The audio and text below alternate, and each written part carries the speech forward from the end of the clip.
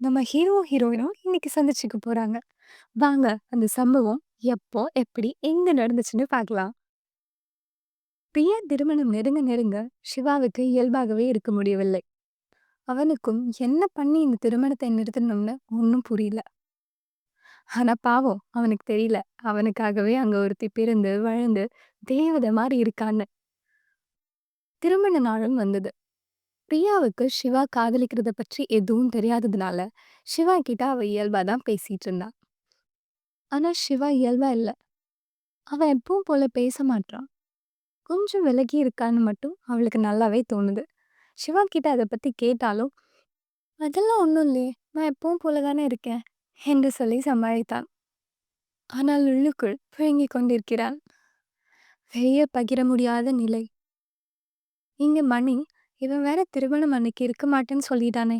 என்ன காரணத்த வீட்ல சொல்றதுன்னு குழம்பி போயிருந்தான். சிவா கஷ்டப்படுறதையும் அவனால பார்க்கவே முடியல. மே 8 காலையில 10 டூ 12 மணிக்கு திருமணம். மே 7 இரவு 8 மணிக்கு சிவா மணிக்கிட்ட போய், "நான் போறேன். நீ ஏதாச்சும் சொல்லி சமாளிச்சுக்கோன்னு" சொல்றான். "அடேய் கொஞ்சம் பொறுடா. நானே உன்ன எல்லார்கிட்டயும் சொல்லி அனுப்பி வைக்கிறேன்னு" சொல்லிட்டு, சிவாவை கைய பிடிச்சு கூட்டிட்டு போறா. சிவா அம்மா பவித்ராவிடம், "அம்மா உங்ககிட்ட ஒண்ணு சொல்லணும். அதிர்ச்சி ஆகாதீங்கன்னு" சொல்லிட்டான். சிவாவுக்கு இது பேரதிர்ச்சியா இருந்தது. "டேய் என்னடா சொல்லப் போற? ஒண்ணும் சொல்ல வேணாம் வா, போலாம்" அப்படின்னு மணியின் கையை பிடிக்கிறான். "நீ கொஞ்சம் பேசாம இருடா. நான் பேசி முடிக்கிற வரைக்கும்" என்று சொல்லிவிட்டு அவன் பேச ஆரம்பிக்கிறான். இங்கே சிவாக்கோ திக் திக் திக் என்று இருக்கிறது.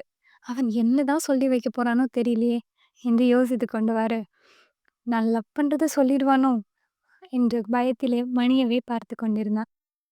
மணி பவித்ராவிடம், "அம்மா, எங்கள் நண்பன் ஒருத்தனுக்கு பெரிய விபத்து ஆயிடுச்சுமா. அவனுக்கு உடனே ரத்தம் தேவைப்படுது. அவன் ரத்தம் ஓ பாசிட்டிவ். நம்ம சிவாவோட ரத்த வகையும் அதேதான். அதனால இவன் கண்டிப்பா போயே ஆகணும். நீங்க தான் பிரியாட்ட எடுத்து சொல்லணுமா" என்று கூறினான். "அவ எதுவும் கோச்சுக்க போறாமா, நீங்க சொல்லுங்க" என்று திரும்பவும் கூறினான். பவித்ராவும், "சரிப்பா நான் பேசுறேன்" என்றாள். சரின்னு பவித்ராவும் பிரியா கிட்ட போய் விஷயத்த சொல்றாங்க.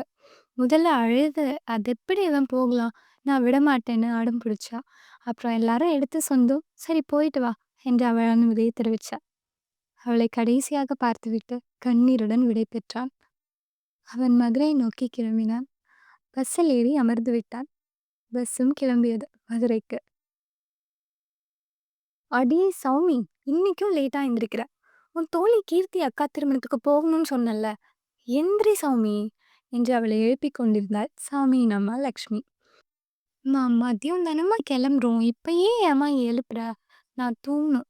அப்பதான் திருமணத்துக்கு நல்லா பளிச்சுன்னு ஃப்ரெஷ்ஷா இருப்பேன்னு" சொல்லி மறுபடியும் தூங்க போறா. "அடியே அடங்காதவளே, இப்பவே மணி 12 ஆச்சு. நீ கிளம்புறதுக்குள்ள மணி 2 ஆயிடும். இப்பவே கிளம்புனா தான் சரியா இருக்கும்" என்று சொல்லி முடித்தாள் லக்ஷ்மி. "என்னது மணி 12ஆ?" என்று அலறிக்கொண்டு எழுந்து உட்கார்ந்தாள் சௌமி. அப்போ இவ்ளோ நேரம் நான் என்ன கதையா சொல்லிட்டு இருக்கேன்னு சொல்லிட்டு, கடவுளே இந்த பொண்ணு போற இடத்துல என்னதான் பண்ண போறாளோ என்று மனசுக்குள்ளே முணுமுணுத்துக் கொண்டு அவள் அறையை விட்டு வெளியே வந்தாள் அம்மா. சௌமி குளித்துவிட்டு அழகான பிங்க் கலர் சுடிதார் அணிந்து கொண்டு தனக்கு தேவையான ட்ரெஸ், மேக்கப் பொருட்கள் எல்லாத்தையும் எடுத்து பேக் பண்ணிட்டு அவள் அறையை விட்டு வெளியேற மணி சரியா 1:20 ஆயிடுச்சு. கீழே வந்ததும் அவசர அவசரமா, "அம்மா, அப்பா லேட் ஆயிடுச்சு. நான் போயிட்டு வரேன்னு" கிளம்புனவள், "அடியே நில்லு. ஏதாச்சும் சாப்பிட்டுட்டு போன்னு" அவங்க அம்மா கூப்பிட, "அதெல்லாம் வேணாம்மா. நான் அங்கேயே ஏதாச்சும் சாப்பிட்டுக்கிறேன்" கிளம்புறதுலயே குறியா இருந்தா. "அதெல்லாம் லேட் ஆகல. 2 வாய் சாப்பிட்டு. ஒண்ணும் ஆகாது" என்று சௌமிக்கு அவ அம்மாவே சாப்பாடு ஊட்டிவிட்டு அனுப்பி வைத்தாள். சௌமி வீட்ல எல்லார்ட்டயும் சொல்லிட்டு விடை பெற்றாள். அவள் நேரா பஸ் ஸ்டாண்டுக்கு வந்து விடுவதாக கூறிவிட்டு, அவள் தோழிகளையும் அங்கே வர சொன்னாள். எல்லாரையும் 1/2 மணி நேரத்துல பஸ் ஸ்டாண்டுக்கு வர சொன்னா. எல்லாரும் பஸ் ஸ்டாண்டுக்கும் வந்தாச்சு. எல்லோரும் மதுரை பஸ்ல ஏறி மண்டபத்தை நோக்கி புறப்பட்டனர். அங்க ஒரே ஆட்டம் பாட்டம் கொண்டாட்டம்னு ஒரு வழியா சாதன திருமணம் முடிந்து விட்டது. எல்லோரும் ஊருக்கு போக ஆயத்தமானாங்க.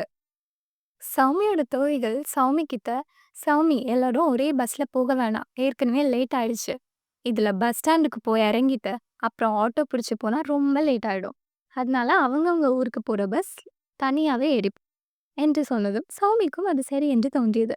"சரிடி, அப்படியே செய்வோன்னு" ஆட்டோல எல்லாரும் ஏறிட்டு பஸ் ஸ்டாண்டுக்கு போறாங்க.